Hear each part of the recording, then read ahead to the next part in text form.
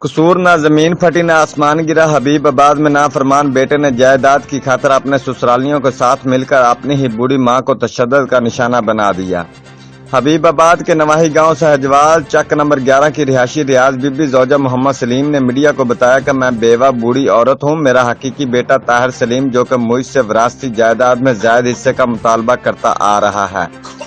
گزشتہ روز میرا نافرمان بیٹا طاہر سلیم اپنے سسرالیوں کے ہمراہ گھر آیا اور جائیداد کا مطالبہ کرنے لگا، جبکہ میں نے کہا کہ میں اپنی پوری اولاد کو برابر کا حصہ دوں گی، جس پر سب مشتعل ہو گئے اور میرے بیٹے نے اپنے سسرالیوں کے ساتھ مل کر مجھ پر تشدد کیا، جس سے میرے بازو پر گہری چوٹ آئی۔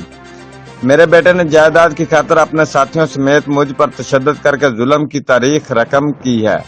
بوڑھی خاتون نے وزیر اعظم Pakistan Imran Khan, army chief general Qamar Javed Bajwa سے اپیل ہے کہ مجھے انصاف فراہم کیا جائے۔ رپورٹ مار Basharat Siddiqui, divisional bureau chief, Geo Express News, Lahore.